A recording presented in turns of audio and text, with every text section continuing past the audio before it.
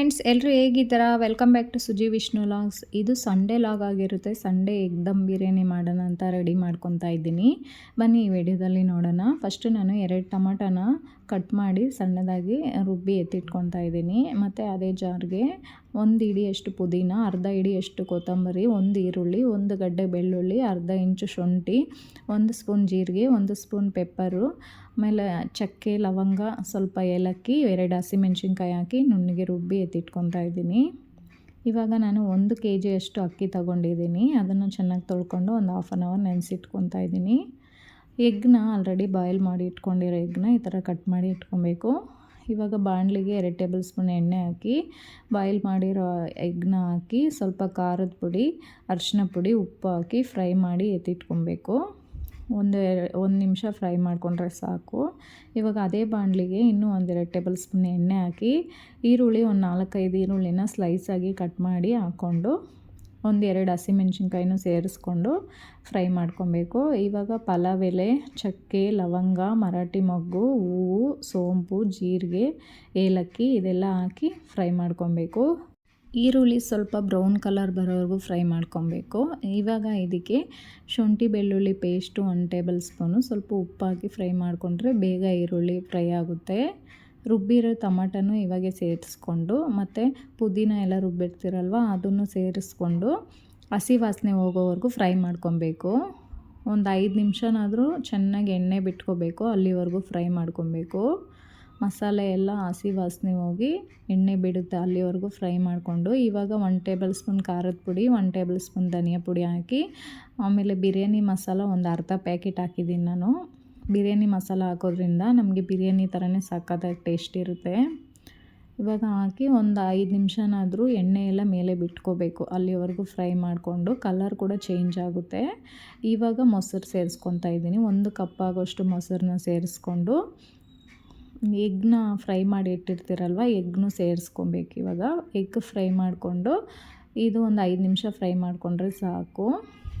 ಇವಾಗ ಒಂದು ಪಾತ್ರೆಗೆ ನೀರು ಹಾಕ್ಕೊಬೇಕು. ನಾನು 1 kg ಅಕ್ಕಿ ತೊಗೊಂಡಿದ್ದೀನಲ್ಲ, ಸ್ವಲ್ಪ ದೊಡ್ಡ ಪಾತ್ರೆನೇ ಇಟ್ಕೊಂಡು ನೀರು ಸ್ವಲ್ಪ ಧಾರಾಳವಾಗಿ ಇಟ್ಕೋಬೇಕು. ಅದಕ್ಕೆ ಚಕ್ಕೆ, ಲವಂಗ, ಏಲಕ್ಕಿ, ಸೋಂಪು, ಎಲೆ, ಪಲಾವ್ ಎಲೆ, ಮೊಗ್ಗು, ಹೂವು, ಕೊತ್ತಂಬರಿ, ಸ್ವಲ್ಪ ಪುದೀನ, ಸ್ವಲ್ಪ ಎಣ್ಣೆ 1 ಸ್ಪೂನು, ಉಪ್ಪು ಹಾಕಿ ಚೆನ್ನಾಗಿ ಕುದಿಸ್ಕೊಬೇಕು. ನೀರು ಕುದಿ ಬಂದಮೇಲೆ ಇವಾಗ ನೆನೆಸಿರೋ ಅಕ್ಕಿನೂ ಸೇರಿಸಿ ಒಂದು ಅರ್ಧ ಭಾಗದಷ್ಟು ಬೇಯಿಸ್ಕೊಬೇಕು. ಅಂದರೆ ಒಂದು 60% ಬೆಂದರೆ ಸಾಕು, ನಮಗಿರ್ತೀವಲ್ಲ.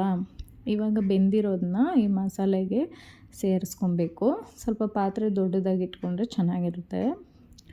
ಇವಾಗ ಅದು ಬೆಂದಿರೋ ಅನ್ನನ ಇದಕ್ಕೆ ಸೇರಿಸಿ ಈಗ ಫ್ರೈ ಮಾಡಿರೋ ಆನಿಯನ್ನ ಸೇರಿಸಿ ಸ್ವಲ್ಪ ಕೊತ್ತಂಬರಿ ಸೊಪ್ಪು, ಸ್ವಲ್ಪ ಪುದೀನ, ಆಮೇಲೆ ಕೇಸರಿ ಕಲರ್ನ ಸ್ವಲ್ಪ ನೀರಲ್ಲಿ ನೆನೆಸಿಟ್ಟಿದ್ದೆ ಅದನ್ನು ಸ್ವಲ್ಪ ಸೇರಿಸ್ಕೊಂಡು ಅರಿಶಿನ ಪುಡಿನೂ ನೆನೆಸಿಟ್ಕೊಂಡಿದ್ದೆ. ಅಂದರೆ 2 ಕಲರ್ ಸೇರಿಸಿದ್ರೆ ಕಲರ್ಫುಲ್ಲಾಗಿರುತ್ತೆ.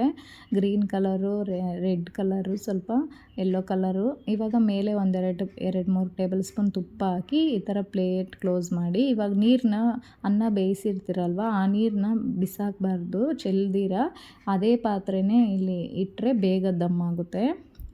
ಸ್ಟವ್ನ ಸಿಮ್ಮಲ್ಲೇ ಇಟ್ಕೊಂಡು ತಳ ಹಿಡಿಬಾರ್ದಂದ್ರೆ ತವ ಇಟ್ಬಿಟ್ಟು ದಮ್ ಮಾಡಿಕೊಂಡ್ರೆ ಆಯಿತು. ಒಂದು 10 ನಿಮಿಷ ದಮ್ ಮಾಡಿಕೊಂಡ್ರೆ ರೆಡಿ ಆಯಿತು. ಇವಾಗ ಎಲ್ಲ ಮಿಕ್ಸ್ ಮಾಡ್ಕೊತಾ ಇದ್ದೀನಿ ಮಸಾಲೆ ಎಲ್ಲ. ತುಂಬಾ ಟೇಸ್ಟಾಗಿತ್ತು.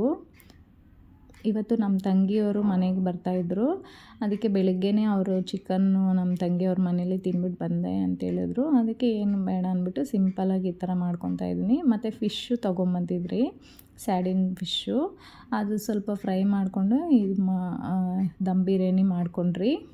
ಇದಕ್ಕೆ ಮೊಸರು ಬಜ್ಜಿ ಮಾಡಿದ್ದೆ, ತುಂಬಾ ಟೇಸ್ಟಾಗಿತ್ತು. ಇವಾಗ ಫಿಶ್ ಕೂಡ ನಮ್ಮ ಹಸ್ಬೆಂಡ್ ಕ್ಲೀನಾಗಿ ತೊಳೆದು ಕೊಟ್ಟಿದ್ರು. ಸ್ಯಾಡಿನ್ ಫಿಶ್ಶು ಇದು ತುಂಬಾ ಒಳ್ಳೆಯದು ನಮಗೆ ಈ ಫಿಶ್ಶು. ಇದರಲ್ಲಿ ಒಮೆಗಾ ಫ್ಯಾಟಿ ಆ್ಯಸಿಡ್ ಇರೋದ್ರಿಂದ ವಾರಕ್ಕೊಂದು 2-3 ಸರಿ ಫಿಶ್ ತೊಗೊಳೋದ್ರಿಂದ ತುಂಬಾ ಒಳ್ಳೆಯದು. ಆಲ್ರೆಡಿ ನಾನು ಶಾರ್ಟ್ಸಲ್ಲಿ ಅಪ್ಲೋಡ್ ಮಾಡಿದ್ದೀನಿ ಯಾವ ಥರ ಏನೇನು ಇಂಗ್ರೀಡಿಯೆಂಟ್ಸ್ ಹಾಕಿದ್ದೀನಿ ಅಂತ, ಹೋಗಿ ಚೆಕ್ ಮಾಡಿ.